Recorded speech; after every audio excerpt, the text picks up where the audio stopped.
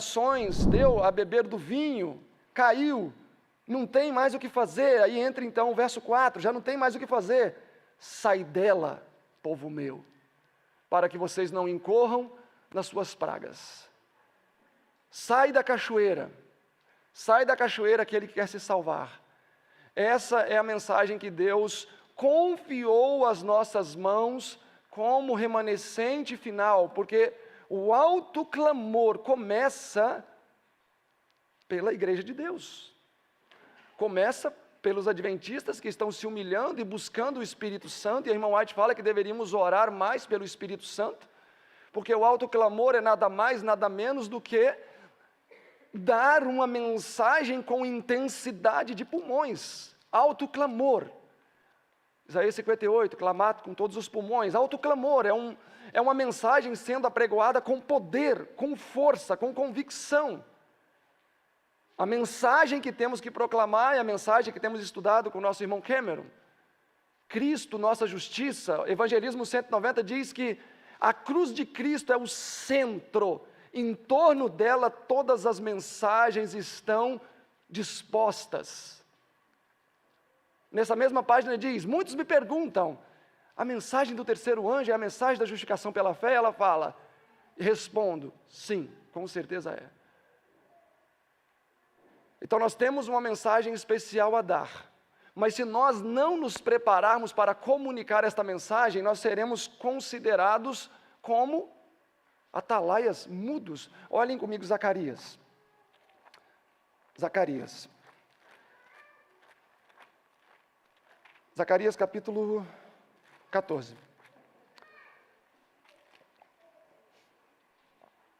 Zacarias 14, 12. Esta é a praga com que o Senhor ferirá os povos. Sua carne apodrecerá e os seus olhos apodrecerão, estando nas suas órbitas, e sua língua apodrecerá na sua boca. Aqui é o comentário de uma das 7 pragas. Então nós estamos falando aqui em Zacarias 14 do tempo do fim. As pragas sendo derramadas. Voltemos agora a um pouquinho antes desse período das pragas estarem sendo derramadas. Olhem o verso 14.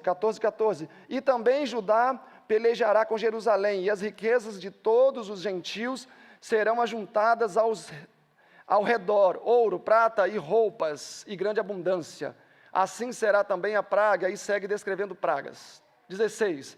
E acontecerá que todos os que restarem de todas as nações que virem contra Jerusalém subirão de ano em ano para adorar o Rei, o Senhor dos Exércitos, e para celebrar a festa dos tabernáculos. Nós, no currículo de festividades judaicas, que são 7, estamos nos dias da 6ª festa, as outras 5 já se cumpriram, a 6ª cumpre-se nesse momento, o dia da expiação, então falta a 7ª se cumprir, que é a festa dos tabernáculos, que se cumpre com o resgate dos remidos até o céu. Então nós estamos falando tipologicamente em Zacarias 14 do tempo do fim, festa dos tabernáculos. Verso 17, e acontecerá que, se alguma das famílias da terra não subir a Jerusalém para adorar o Rei e o Senhor dos Exércitos, não virá sobre eles a chuva. Ok? Então as famílias judias que não subissem a Jerusalém para adorar, não viria sobre eles a chuva. Verso 18, e se a família dos egípcios também não subir, não vai vir sobre eles a chuva, vai vir sobre eles as pragas. Então, se as famílias de Jerusalém não sobem para adorar, ou seja, se o povo verdadeiro não sobe para adorar, recebam assim a chuva, sobre quem também não vai vir a chuva? Sobre os gentios, sobre os egípcios. Bom, depois vocês sigam lendo esse capítulo, porque ele é maravilhoso. Então esse capítulo da Bíblia nos ensina que primeiro o povo de Deus precisa estar habilitado para receber a chuva serôdia. Eles vão receber, vão proclamar isso em um alto clamor, e aí o que vai acontecer? Outros vão seguir o seu caminho. Olhem um pouquinho antes aí, Zacarias capítulo 8. Aqui em Zacarias 8 apresenta a mesma ideia. Todos estão lá? Verso 22. Assim virão muitos povos, poderosas nações, a buscar em Jerusalém o Senhor dos Exércitos, a suplicar o favor do Senhor. Assim diz o Senhor dos Exércitos, naquele dia, alto clamor, sucederá que pegarão 10 homens de todas as línguas, nações e povos, pegarão sim na orla da veste de um judeu, dizendo, iremos convosco, porque temos ouvido que Deus está convosco, e onde vocês estiverem, nós queremos estar com vocês. Receberam a chuva serôdia, deram alto clamor, sai dela, povo meu, e essas pessoas vão ouvir esta mensagem e dizer, eu quero estar com esse povo, eu quero estar com esse povo. Olhem como Isaías 2 apresenta essa mesma ideia. Isaías capítulo 2. Todos estão lá? Isaías 2.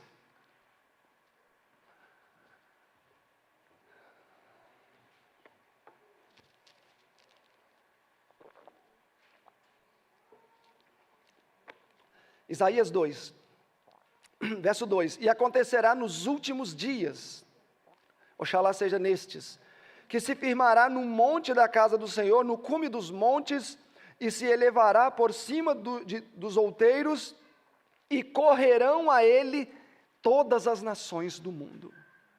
Alto clamor. E irão muitos povos e dirão, vinde, subamos ao monte do Senhor, à casa do Deus de Jacó, para que nos ensinem os seus caminhos e andemos nas suas veredas, porque de Sião sairá a lei e de Jerusalém a palavra do Senhor. E o verso 4, o final, diz que não haverá então mais guerra. Amados, nós estamos vendo nesses textos aqui alto clamor. E o título do congresso é Anunciando o Alto Clamor. Quando nós vemos nas Escrituras a ideia ou a expressão de que a glória do Senhor está cobrindo toda a terra, de que existe uma mensagem mundial sendo proclamada, pessoas buscando os mensageiros, isso são ecos do alto clamor. Isso são ecos do alto clamor. Olhem comigo aqui Isaías ainda. Isaías 52. Esse capítulo também fala sobre o alto clamor. Isaías 52. Todos estão lá?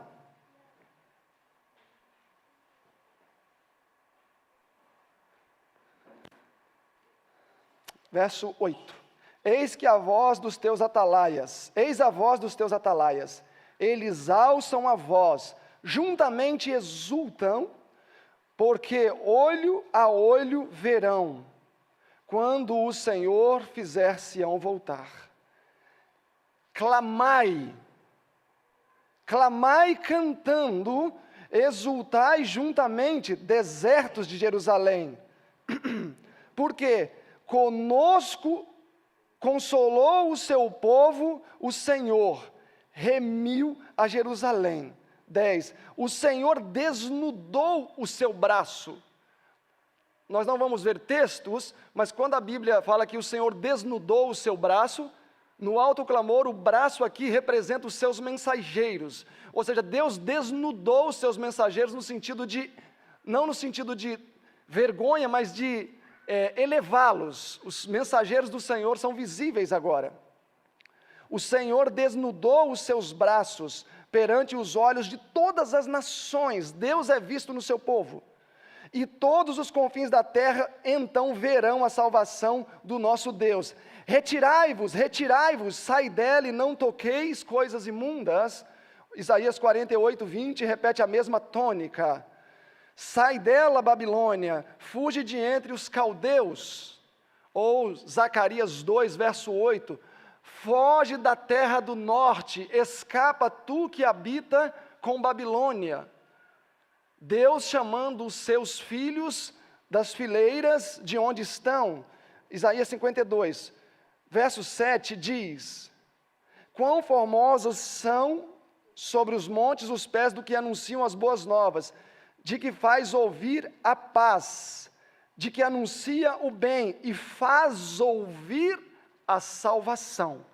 Ok? Percebam que ao início da mensagem o texto diz: ouvir a paz, ouvir a salvação.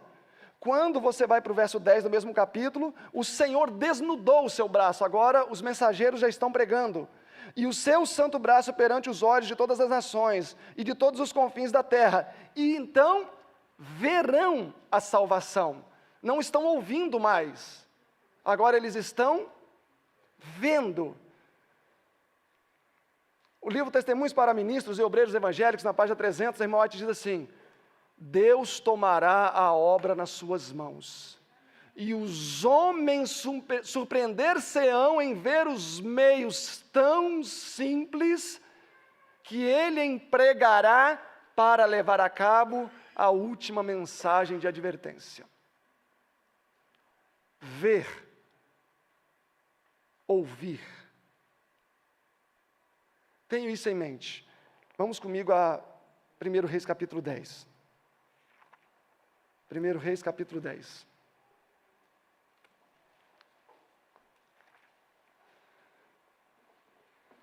Todos estão lá? 1 Reis 10, 24. A história da rainha de Sabá. Aqui nós temos um tipo do alto clamor. Temos um tipo do alto clamor. 10, 24. E toda a terra buscava a face de Salomão para ouvir sobre a sabedoria que Deus tinha posto no seu coração. Toda a terra, inclusive quem? Inclusive a rainha de Sabá. Buscou a face de Salomão para ouvir sobre o Deus de Israel. Toda a terra estava buscando, o alto clamor sendo dado. Olhem o contexto dessa história. Olhem o capítulo 8.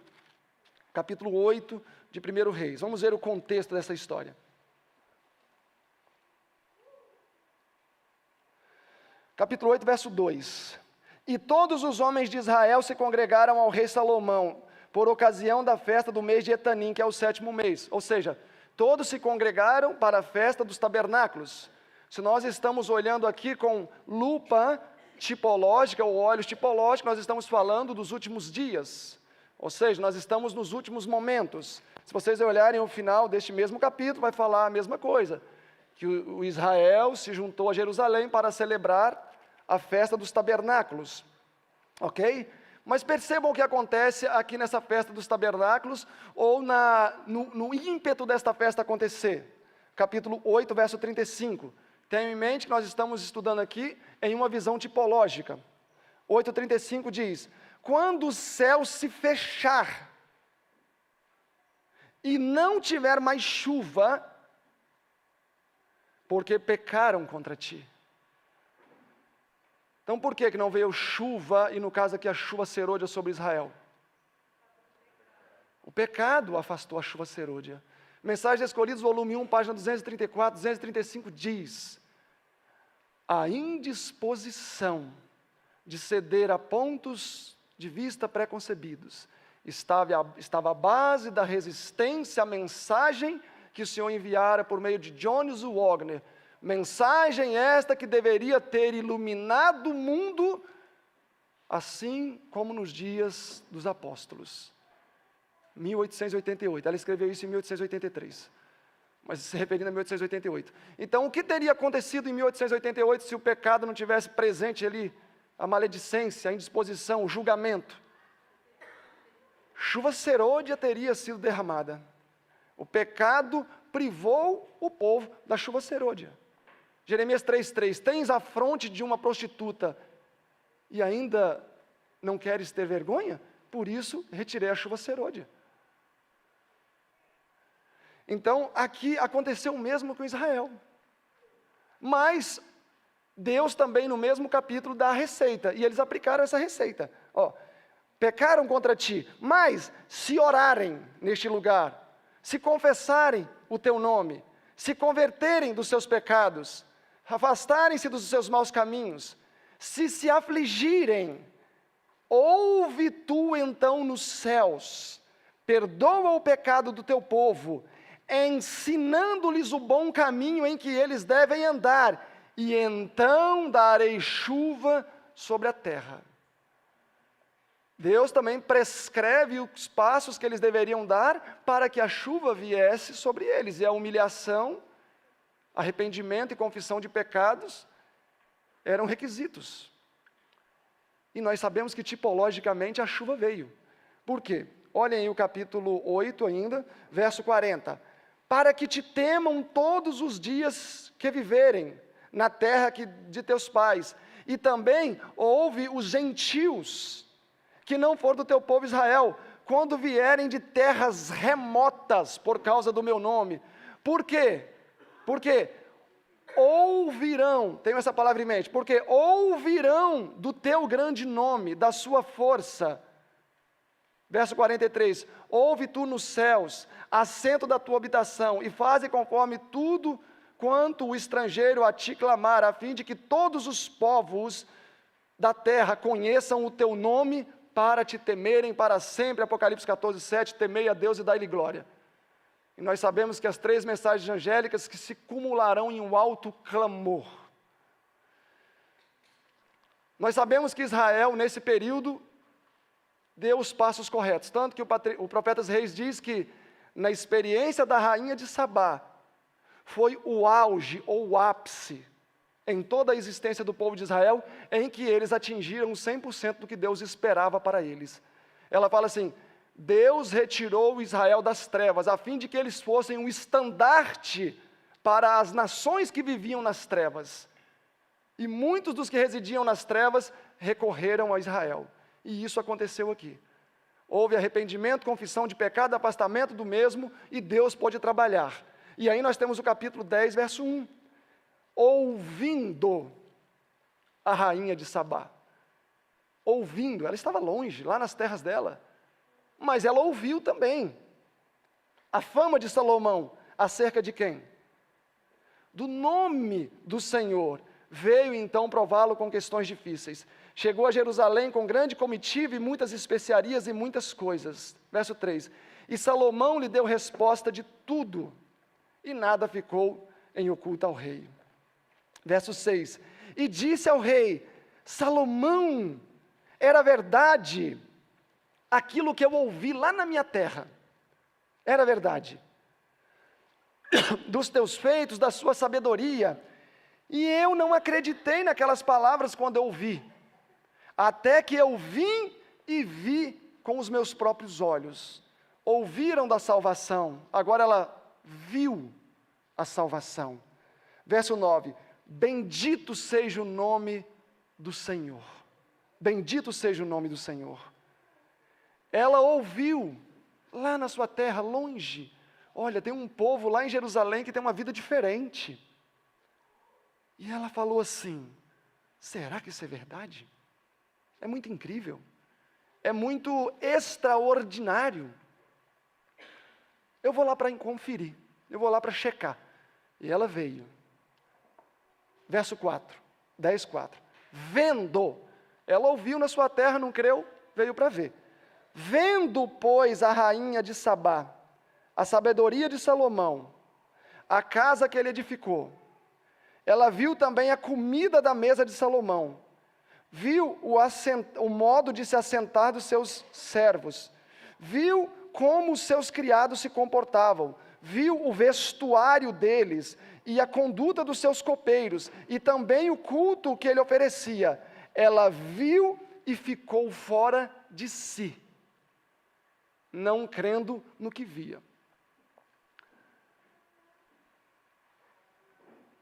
Ela chegou lá e viu grandes oradores, né? Que pregavam tão eloquentemente que impressionou, né? Ou ela viu muitos edifícios, e os edifícios impressionaram ela. Foi isso que ela viu? O que ela viu?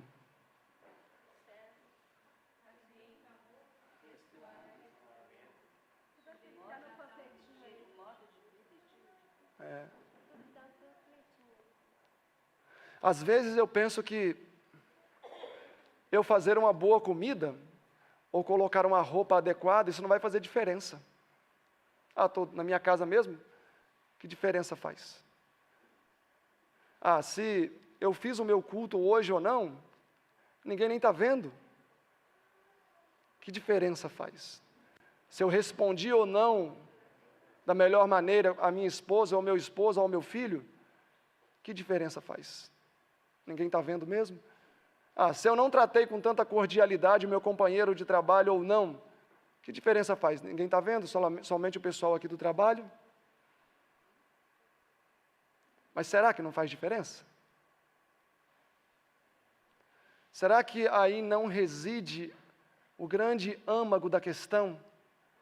Por eu estar tentando viver mais uma religião para quem está longe do que para quem está perto?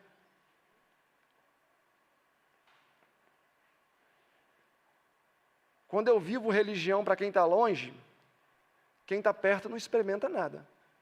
Quando eu vivo religião para quem está perto, os que estão longe também experimentam. Nos dias de Salomão, hoje eu não sei se vai fazer diferença, mas até o que ele comia chegou nos confins da terra. Nos dias de Salomão, até a roupa que eles vestiam foi um testemunho nos confins da terra. Nos dias de Salomão, aonde eles viviam, foi um testemunho nos confins da terra. O culto e até o jeito que eles sentavam. Então, imagina, até esse detalhe registrado aqui, né? Que até o jeito de sentar certamente era de uma coisa tão principesca, porque às vezes a gente não senta assim na cadeira, até na igreja.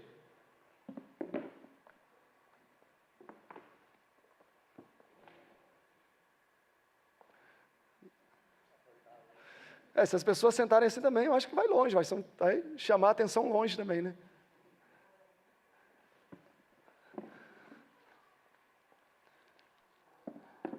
Irmãos, Jesus disse que o Evangelho é tão simples, que até uma criança entenderia. E eu acho que maior simplicidade para se gerar um alto clamor do que isso, é você ensinar, meu filho, senta direitinho na cadeira que você vai estar pregando alto clamor com isso. Ele vai entender direitinho o que você quer dizer. Meu filho, quando você falar com o seu coleguinha, fala dessa maneira que você vai estar dando alto clamor com isso. Ele certamente vai entender também. Meu filho, come essa comidinha assim, assim, assim, que isso também vai ser o alto clamor. Certamente ele também vai entender o que você vai estar falando com ele. Não é na complexidade de raciocínios bem elaborados, talvez, que Deus vai utilizar para trabalhar nos últimos dias.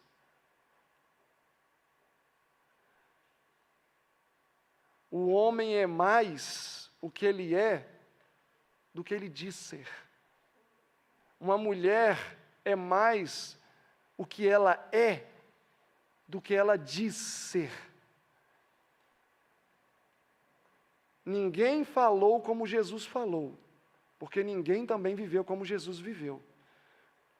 Mas ele era muito mais o que ele era do que ele dizia ser. Porque até quando de bom chamavam ele, ele falava que bom era o Pai.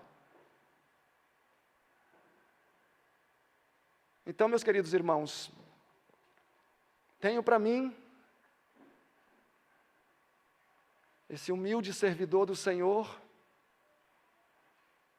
é que talvez na intenção de esperar grandes movimentos intelectuais e raciocínios complexos, a chuva serôdia vai cair, como diz o livro Eventos Finais, página 121 no Novo, ou 211 no Antigo, vai cair do meu lado, vai cair no meu amigo do lado, e eu vou falar que ele está possuído pelo diabo, como diz lá. E vai falar que ele está possuído, que é o espírito de Satanás que tomou ele, e é o Espírito Santo. Ou Materiais, volume 2, 203. Que muitos vão receber a chuva serôdia, e a gente vai falar que eles estão com o espírito do diabo, diz exatamente isso. E ainda o texto ainda diz assim: vocês não acham que eu, já sendo tão antigo na igreja, não reconheceria a manifestação do poder de Deus? Jactanciar-se. Então eu acredito que, nesses últimos momentos que a gente vive,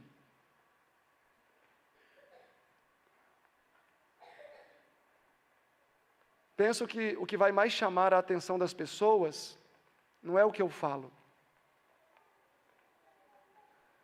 mas é o que as pessoas vão ver na minha vida. Eu quero deixar isso muito impressivo para vocês, então eu quero até fazer uma ilustração. Vem aqui, Daniel. Eu quero até fazer uma ilustração. Olha, Daniel, Jesus está voltando. Eu sei que você está preso na bebida. Cala a boca, menino! Para de me encher o saco! Mas o Senhor te ama, e Ele quer que revelemos o seu amor. E você precisa sair dessa vida. Eu não vou falar de novo. Mulher! Tá! E tal. Mas eu estou falando bonito. Ele vai pensar, nossa, esse rapaz fala tão bonito. Que organização de pensamentos. Mas que desorganização de comportamento. Que desorganização de comportamento. Mas agora, também é diferente, né? Daniel, Jesus te ama, e Ele quer te salvar, e tal. E a esposa fala, você não tem o que fazer não, marido?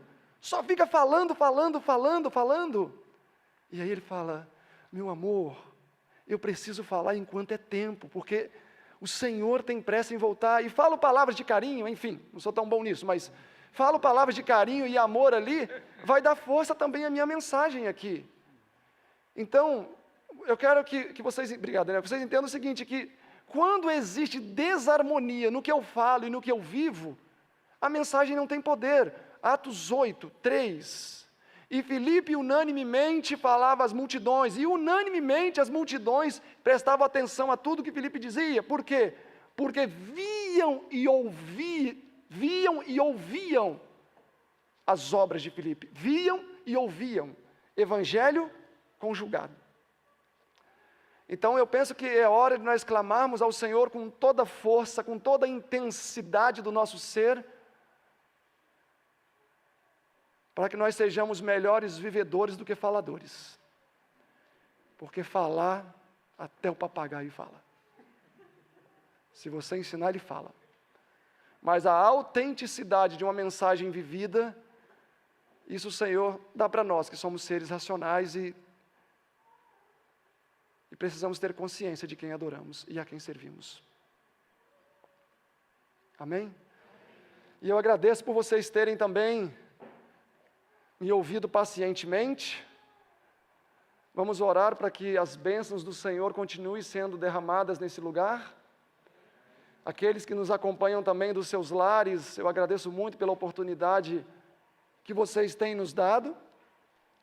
E aproveito para reiterar agora no final da palestra também, que aqueles que querem participar do nosso congresso agora de dezembro, e se quiserem o preço promocional, devem fazer as suas inscrições até o final deste congresso. E aí vocês vão estar pagando o valor de R$390. Depois vai para o valor normal de R$500. E vocês são os nossos convidados especiais e também aqueles que quiserem estar aqui conosco de novo, vai ser uma grande alegria. Eu gostaria, para finalizar, que fizéssemos uma oração especial. Nós vamos nos ajoelhar e eu vou dar 2 minutos para que cada um ore de maneira pessoal, individual. Peça a Deus que dê consistência na mensagem que vamos ter que dar, para a gente descer a montanha acelerando a moto, sem se preocupar com o ralado. E aí eu vou concluir depois com a oração todos juntos.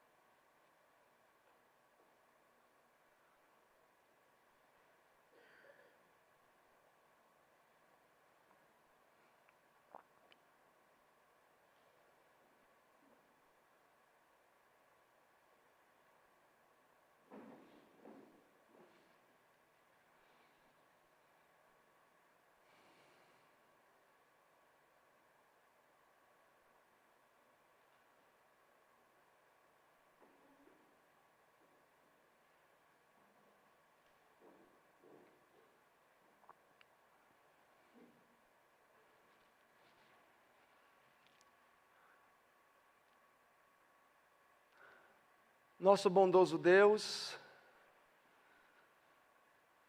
nosso querido e amado Pai que habita nos altos céus, queremos nesse momento te agradecer porque o Senhor deixou tantas instruções e tão claras em sua palavra, quanto ao nosso dever e proceder, diante do tempo tão urgente que vivemos. Que o Senhor possa tomar cada pessoa aqui presente, que nos acompanham também dos seus lares, com seu Santo Espírito, e nos inflame, querido Pai, com um zelo santo, e com a urgência da mensagem que precisamos proclamar. Nós sabemos que, se nós não acordarmos do sono da morte, e passarmos pela ressurreição da vontade, vai vir a tromba d'água e corremos o risco de ser levados eternamente. Então nos dê, querido Pai, discernimento. Se nós não tivermos condições de ter um discernimento tão aguçado de subir a montanha para receber a mensagem e dar a mensagem, mas que pelo menos tenhamos discernimento suficiente para sair da água, quando a mensagem for dada. Toma-nos em suas santas mãos, continue conosco nesses momentos que se seguem, é o que pedimos em nome de Jesus. Amém, Senhor.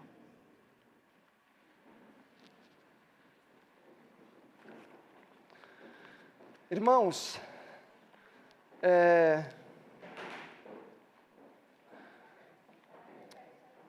nós vamos ter um pequeno intervalo agora,